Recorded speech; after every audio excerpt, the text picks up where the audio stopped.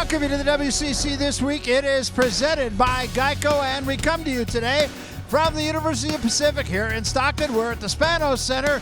It is LMU and Pacific, the Lions and the Tigers. Oh, my. I'm Barry Tompkins, along with my partner once again, Casey Jacobson. And Casey, the top of the West Coast Conference, pretty clearly established. I think Gonzaga, they're in a world of their own. St. Mary's with just one loss, clearly class. Yeah, the top two teams are clear. And what else can we say about this Gonzaga basketball team that hasn't already been said? They're very special, and with the exception of their close win at Pepperdine, they pretty much dominated the league. But I'm still really looking forward to that February 21st matchup in Moraga, California against the Gales. That should be a great one. Well, that's the top of the conference. What's really a grab bag is the middle of the conference. Take a look at where we stand right now, and it's all about posturing for the tournament. Yeah, there's some really muddy waters in the middle of that screen right there. And I'm looking at a team like Pepperdine, who last week was in sole possession of third place in the WCC. They lost 2 games in the Bay Area, and now they're tied with a struggling BYU team and Santa Clara. But you mentioned it, all these teams are jockeying for position in the WCC Conference Tournament. And today here in Stockton, somebody's going to get out of the cellar. You know, this is family reunion weekend here at Stockton. And here is Jacobson with Jacobson and Jacobson, my partner, Casey. Well, this is a real treat for me as a broadcaster because right now I'm being joined by my 2 older brothers, Adam and Brock Jacobson. Adam is currently an assistant coach with the Pacific Tigers men's basketball team, and my brother Brock was a legend during his WCC days with the San Diego Toreros. And you can imagine, growing up in our household, it was all basketball all the time. And I remember as a young boy, Adam, thinking to myself, you're going to be a great coach someday because you were really good at bossing us around. And it was really annoying. But now you're living your dream, coaching. You're in your 14th year with Pacific, and just 2 years ago you guys made the transition into the WCC conference. How has been that transition for you guys?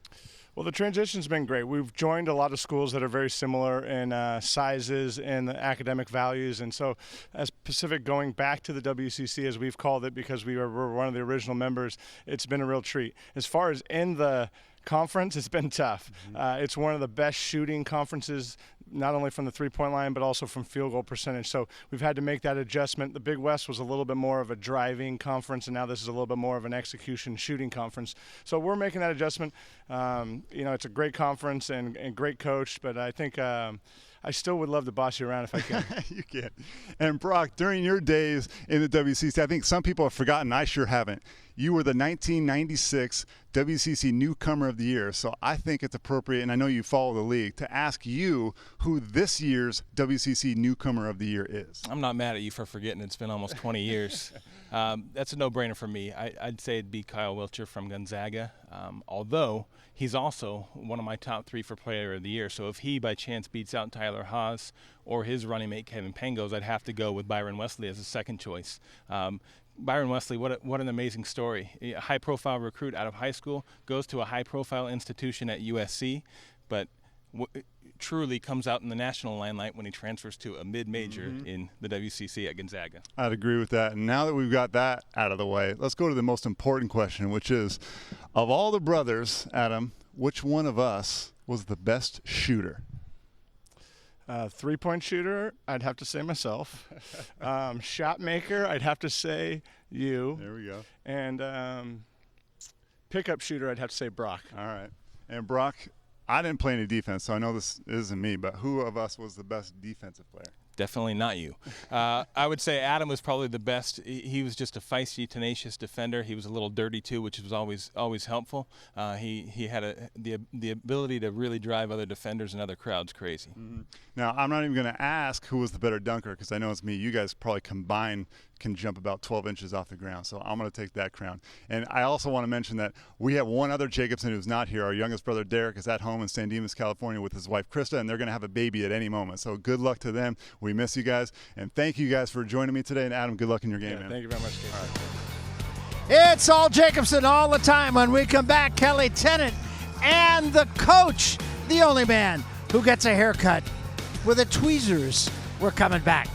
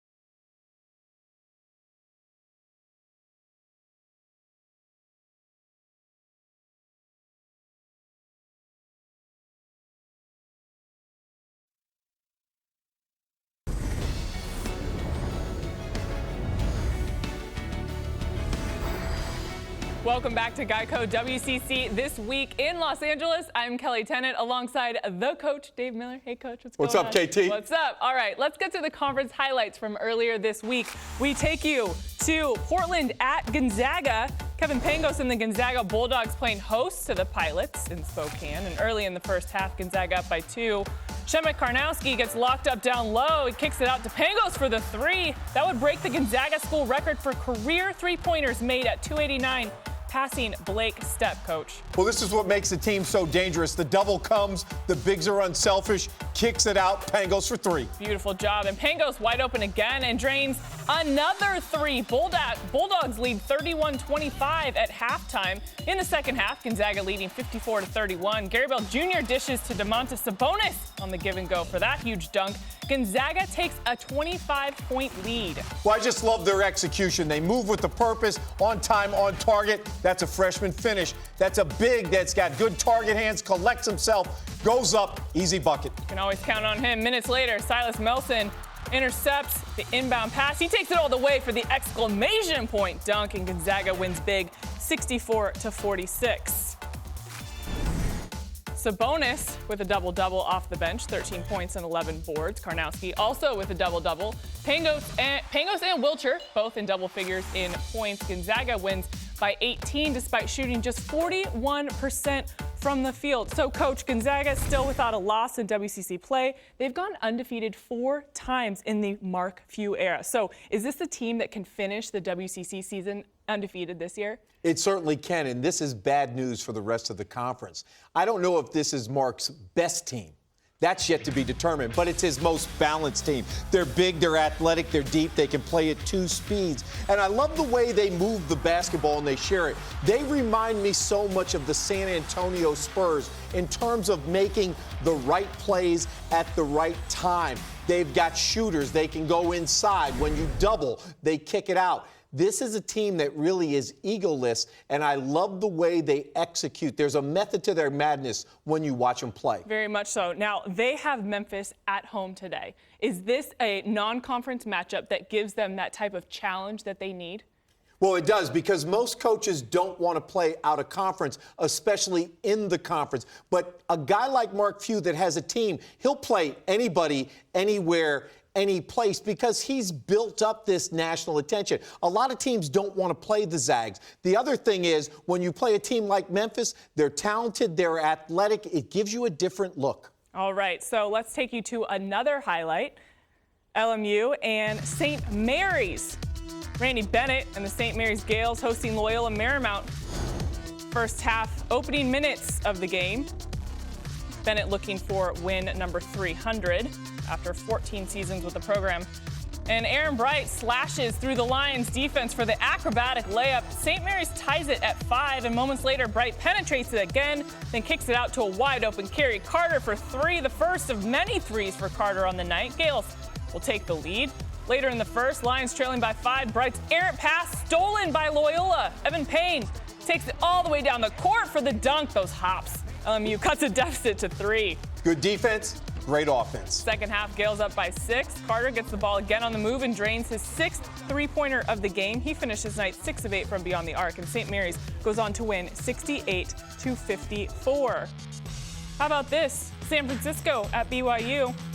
Tyler Haws, 54 points away from becoming the all-time leading scorer in WCC history. About halfway through the first, Haws out in transition, takes it coast to coast and stops for the pull-up mid-range. BYU up by 7. Early in the second half, Haws grabs the loose ball, outlet pass to Kyle Collinsworth, finishing on the other end. BYU lead goes to 4. Little over 3 to go. Driving into the paint for the finger roll. BYU leading by 5 now, Coach. Well, I love the way he finds the seam. Somewhere George Gervin is smiling with the finger roll. Love it, Haws. 15 seconds to go. San Francisco with the chance to tie. Chris Adams missing from the outside, and BYU goes on to win 78-74. Haws goes for 28 points on 9 of 20. Tyler Haws, need I say, outstanding. Ridiculous. 26 points away from breaking the record Hank Gather set for most points scored by a WCC player. So what does this say about what he's able to do with his game? Well, it speaks volumes to him being the scorer. I mean, Hank gathers, whether you're on the east side or the west side of the country, you know he can score. And with Haws, he can do it with threes. He's got the mid-range. He can put it on the floor and get layups. He's lethal when he has an escape dribble. And the thing I like about him most, Kelly, we see him score everywhere on the floor. He's got that art of getting to the free throw line to get baskets when his team is in a scoring drought and they need easy points. Really impressive. All right, we're going to take a look at another highlight, Pepperdine and Pacific. Pepperdine on the road in Stockton. And this is great. A little dance contest going on between the two teams before the game. Good moves, gentlemen. Picking up in the second half. Amon Murray Jr. with the block. And the Waves out on the break. Amada Udini tossing it up for Jet Raines for the finish at the rim. The Waves within 1. And later in the half, game tied at 39. Pepperdine with some nice passing here. And what started with A.J. Lepre ends with A.J. Lepre knocking down the 3. Pepperdine gets the win in a low-scoring affair, 50-43. And now we take you to Santa Clara at San Diego. Bill Greer and the Toreros coming off a good win against BYU. About midway through the first, bad pass by Chris Sarbaugh. Santa Clara's Nate Cratch deflects it to Jared Brownridge, but as Brownridge tries to save it, it's stolen by Thomas Jacobs, who goes right up for the dunk, and San Diego goes up by 6. To the second half, Toreros up 7. Gito Koch with the nice block. San Diego out on the break.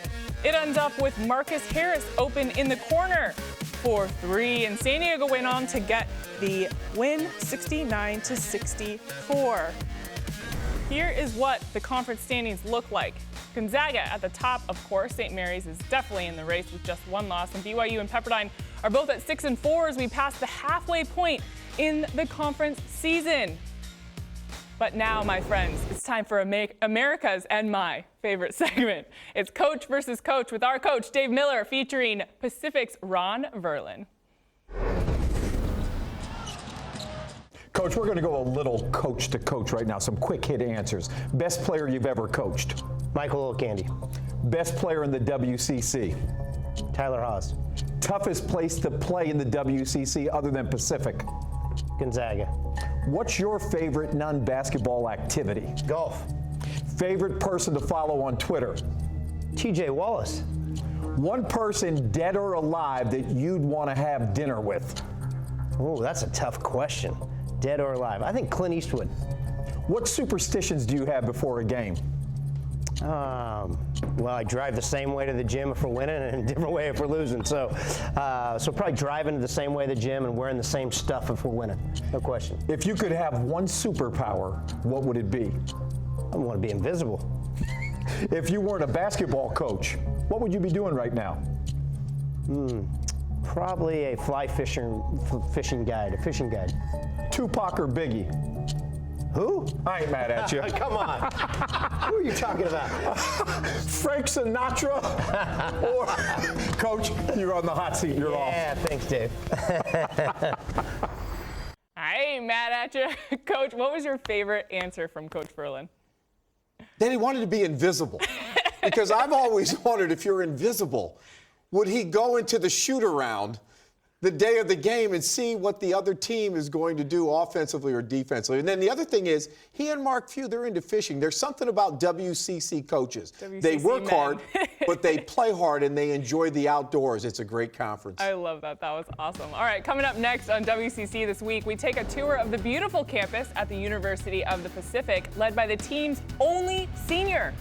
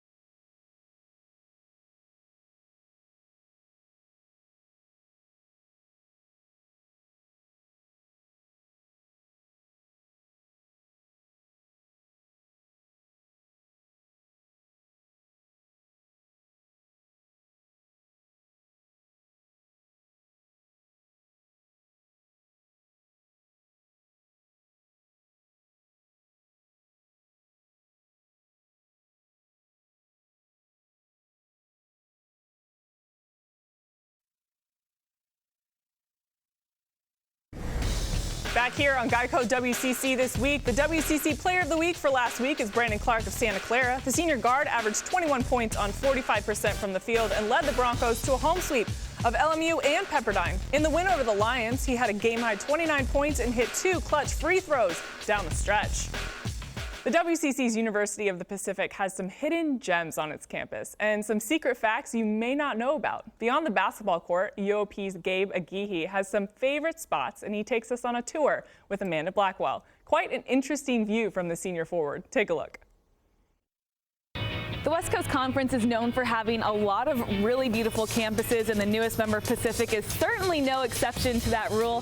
So to show off this gorgeous campus, I've got senior forward on the basketball team, Gabe Aguirre, here with me playing tour guide today. Hello, guys. And first of all, Gabe, what is your favorite thing about this campus?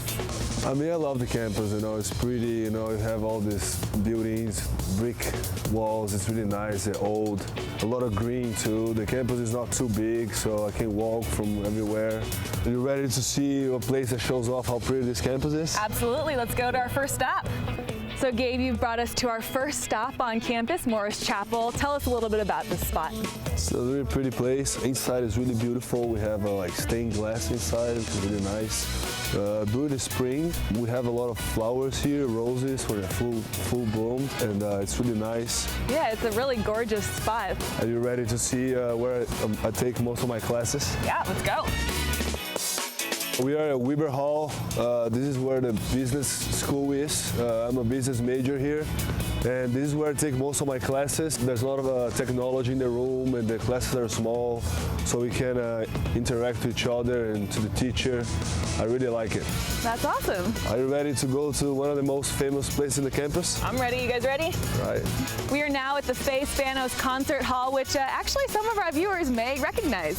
Yeah, here was where some parts of the Raiders of the Lost Ark was filmed, and in fact a lot of other movies were recorded here. Yeah, a lot of movies were shot at the University of the Pacific. Because of the brick look of the buildings, it looks a lot like an East Coast campus. The University of the Pacific's a little bit closer to Hollywood than, say, Boston, so they came here, shot a lot of those movies for that nice, really pretty East Coast campus feel.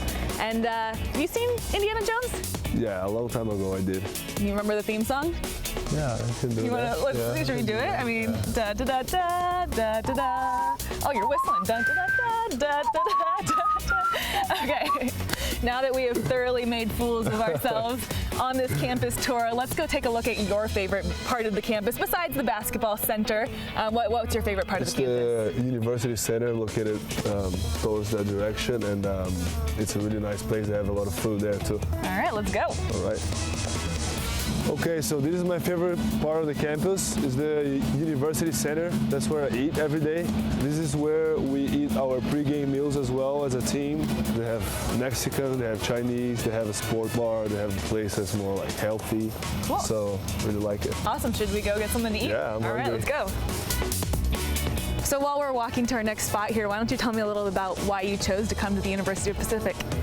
Well, I first did a junior college in San Francisco, so as soon as I got there, the coaches here already reached me, and they were the first school that came up to me. I took my visit here, I loved it. The campus is nice, I like the coaching staff. The other reason is the location, I like to be here in California.